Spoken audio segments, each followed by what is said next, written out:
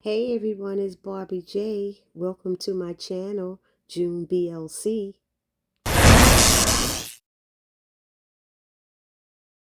Hey there everybody, it's your girl Barbie J here with the recap and review of Tyler Perry's comedy drama Sisters, Season 7, Episode 21, Penultimate.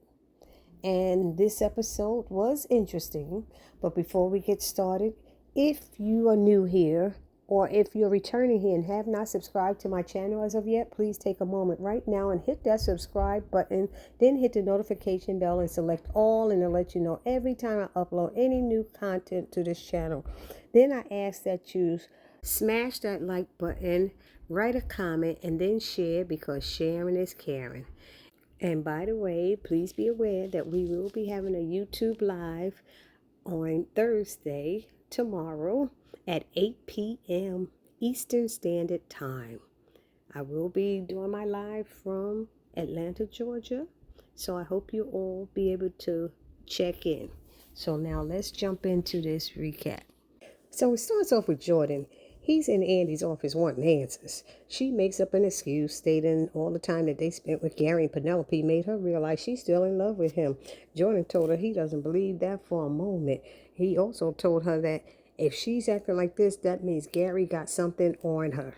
And he said he's going to get her and he going to find out what it is and kick his butt. Basically, that's what he said. And she's like, no, Jordan, leave it alone.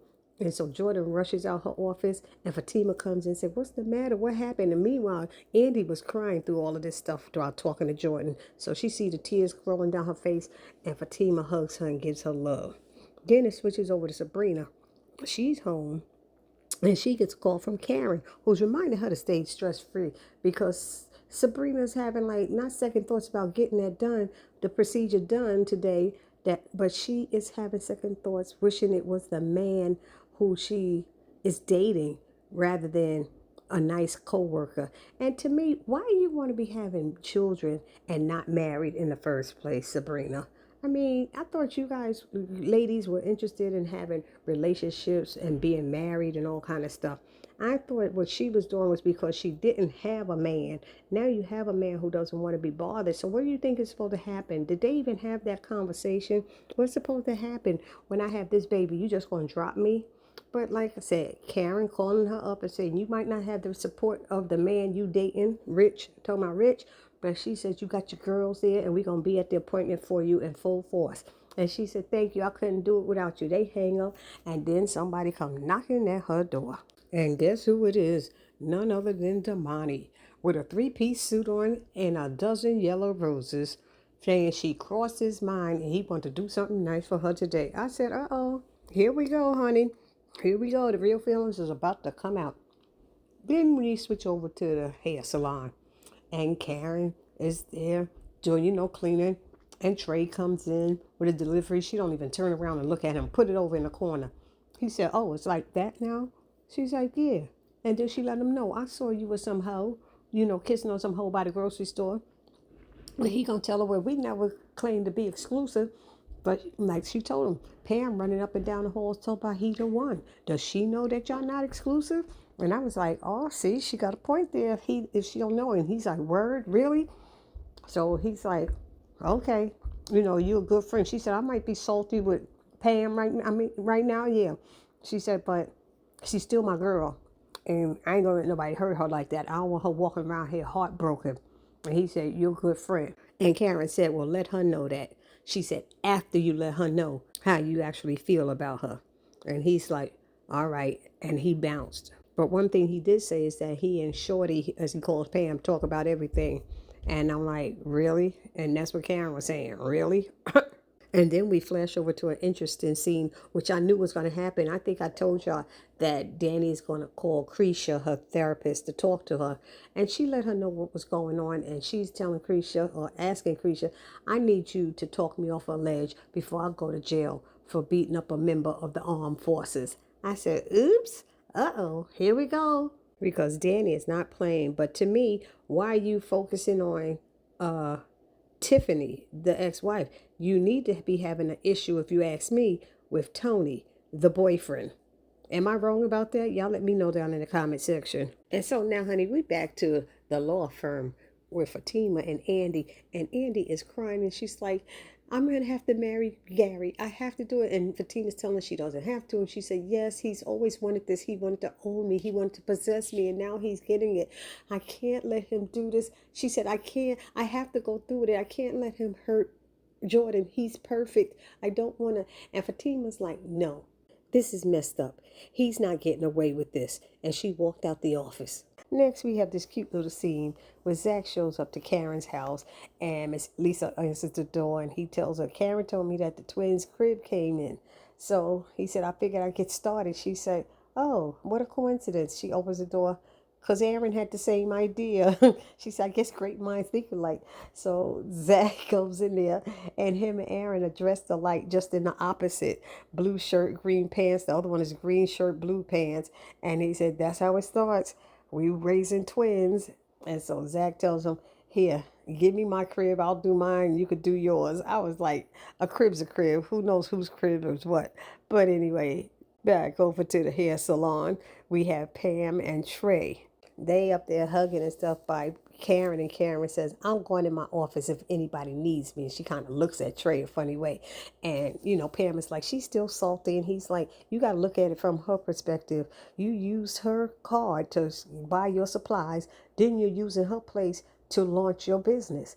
He said, you have to look at it. She's like, but this, that. He's like, she's a real good friend. She put me on blast for still kicking it with old girl. And she's like, what? He's like, yep. She saw me at the grocery store with her. And he said, speaking with her made me start thinking, you're the only one I really want to kick it with going forward. And she said, I guess she really was looking out for me. When she told me to slow my roll, I was thinking she was being jealous and I accused her of it. So he's like, she looked out for you. Now you need to look out for her and cut her in. So I said, that's how they're going to make up because of Trey. And I love it. I don't know why people say that Pam and Trey were supposed to get on Karen's case about something when it doesn't seem like that happened. I'm glad it didn't roll out that way and that things are happening this way. Now back over to Sabrina's apartment where Damani is, and he brought her the yellow roses, I told you, and he's making sure everything's going well. He said his checkup was fine. Everything's fine. Sabrina keeps thanking him. She's overwhelmed with joy that everything is working out. And there's a knock at the door. And who is it? Nobody but Rich. Rich comes in and sees him there, empty-handed. He don't have no flowers. And he starts to act like a total fool. What's going on here? You up in here in your pajamas with a work colleague. He called the Damani a Igga. He's acting all out and stuff. And Sabrina's like, wait a minute, hold up. This is my apartment. And Damani told him, don't let the suit fool you, bruh.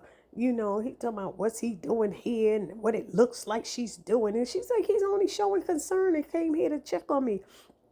And, Sabrina apologized for Rich. And then Damani left. And he's like, yeah, the door's right there. And she's like, hello, trying to get Rich to calm himself down.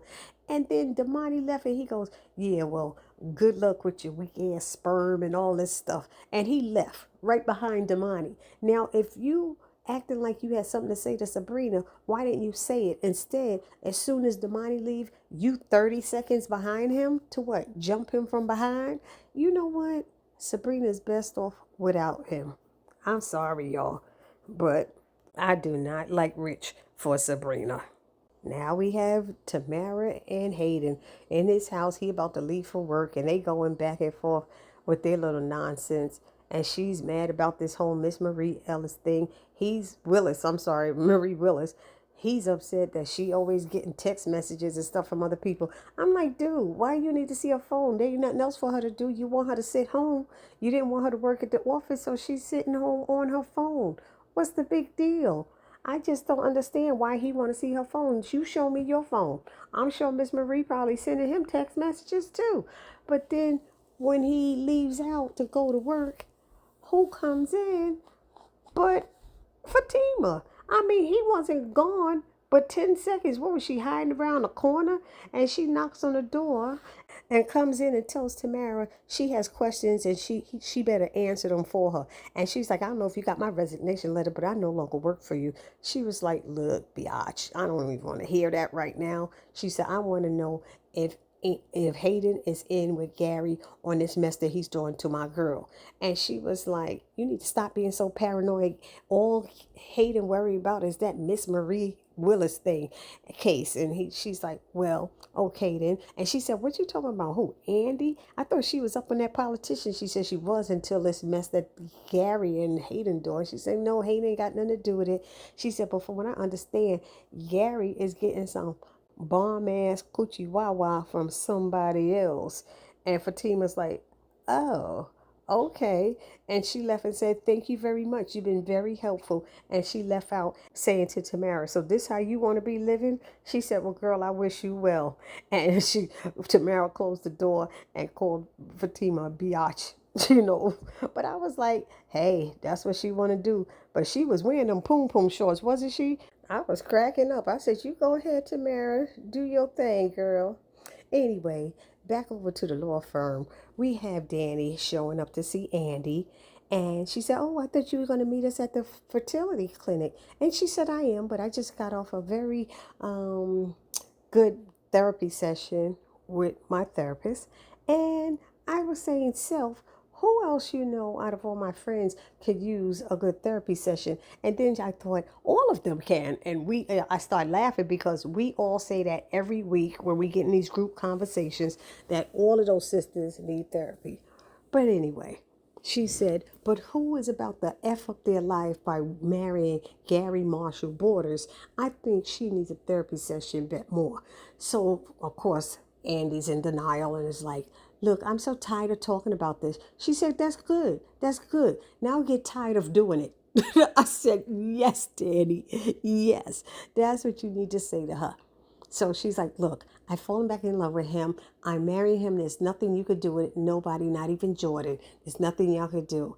And so Danny is just like, you can't even look me in the eye and say it. And she tried to look her in the eye and say it, but she couldn't. So now we flip over to this quick scene where Jordan is coming into Gary's office. He smashes the laptop on Gary's hands and then said, what are you holding over Andy's head? And Gary's like, Jordan, my man, there's a lot of hostility. What's going on? He said, first you F over my sister. Now you forcing Andy to marry you. I know you're doing something. He said, look, Andy's in love with me. That's all she's ever been. Sorry about that or something like that. And he was like, this is some BS. I know you holding something over her and you're not going to get away with it. He had yanked Gary up like he was going to punch him in the face. He said, go ahead. You don't have the balls to do it or whatever it is. And then, Jordan let him go. And, Gary with the, oh, you don't want none of your constituents to see that. And, go and run off with you and do your little weak itty bitty election. I said, that's the one you were jealous of. You were jealous of him for doing that, Gary. And now you're trying to act like it's no big deal. Anyway, so now we have Jordan showing up to the juice bar to talk to Rich. And while they're talking, Tony comes in and they realize with everything that's going on with their love lives that they're one sad trio. We got Tony's ex is trying to break up his relationship between Danny. We have Jordan's ex, who Andy is now about to marry the man who screwed his sister over, who is her ex. And then we have Rich, whose present girlfriend, Sabrina, is getting sperm from a pretty boy co-worker. And Rich is so jealous. And this is so hilarious because they are a sad trio indeed. So, as Jordan put it, we are one sad trio. Your ex is trying to get you back. My ex is about to be the bride of Frankenstein, and your girl's about to use another man's nut to have a baby. I was like, that was so funny. Yeah, but it's all true. Now, one thing I got to ask everybody down in the comment section, is Sabrina really that oblivious of what's going on? Because this scene with her and Maurice and Damani sitting in the waiting area. Maurice mentioned something about co-parenting, and Sabrina's like, "Oh no, we're not going to be doing that. It's not that, right? He's just donating his sperm like to a sperm bank, and that's it." And Damani's sitting there going, "Oh yeah, of course, right." And I'm like, "Do you not see that this man is so interested in you that you are not going to have any kind of peace of mind right now, Sabrina? Girlfriend, wake up." And what's the rush all of a sudden her wanting to have a baby? Like I said, I don't understand what's going on with her. Why is she so oblivious to what is going on and happening around her? Even Maurice could see it. He could see it. Rich could see it. Everybody could see the man feeling her. But then we go over to the scene where Andy and Danny are leaving the law firm, and Hayden comes in talking about, whoa, where you going? Like he her boss. She's like, I don't answer to you. He's like, you will be soon. And Danny's laughing. She said, let me pull out my mace so I could spray him like a little cockroach all over him. He was like, yeah, whatever. And so she said, you sure? And Andy said, don't worry, I got this. So Danny said, I'll go get the car. She said, I might as well save this spray because he going to die of strangulation with them tight ass pants on. I fell out laughing. So Andy said, I'll be right behind you. He's like, you got a lot of friends coming up in here and all of this stuff, acting like he's a boss. And she's like, I don't answer to you. He's like, not right now, you don't. Like, it's going to happen soon. And Andy's like, what do you want? He's like, we have a meeting with Marie. She's like, I do know. I'm the one who set the meeting. So we could. She said, why don't you mind the business that pays you? And I said, oops, okay. And then she said, and one more thing. Sleeping your way to the top did not work for Eddie Murphy and Boomerang, and it won't work for you. But I did forget to tell you when he said that comment about she got a lot of friends coming up in there, she said, yes, Hayden, I do have friends. Like, he doesn't have any friends. So that was like a slap in his face, and I thought that was hilarious. Now, this next scene here is the one scene that I really was interested in seeing when Fatima confronts Gary about what he's doing to Andy. And Gary basically told her he's getting married. There's nothing that you, Jordan, or any of those biatch friends of yours, I guess he's talking about the girls, he called them biatches, can do about it. But each time she had grabbed him, she grabbed him twice. And I don't know why she missed him telling the guy, no, like, don't do anything. And then the last time when she grabbed him and he pushed Fatima down and snatched her pocketbook, pushed her to the ground. And I'm like, what in the world is going on here? Now, I know this ain't going to go over well when Madam finds out. So I hope this is the moment that Madam is called. Oh, and then he did tell her to tell your little idiot boyfriend, Zach, that I'm taking good care of his coins. So I'm like, no, he needs to be hurt, and he needs to be hurt now rather than later. So now we have the girls, Maurice and Damani, at the hospital, and they're all meeting everybody. And Andy gets a phone call from Gary letting him know that it's not going to work. She's like, what's not going to work? She don't know any of them went to meet him. So he's like, first you send Jordan and then you send Fatima. And he said, either you get like Jagged Edge and meet me at the altar in your white dress, or Jordan's going to be at the bottom of the Lanier River. Something like that, he said. And she just hung up on him. Now we go back over to Karen's apartment, and we see Zach still haven't gotten his crib together, and Aaron is almost finished with his, and Miss Lisa's sitting on the couch looking at them, and she's just shaking her head. And basically, in so many words, she said that there are going to be things that each of you are better than the other with. Case in point, this. Aaron is better with putting together furniture.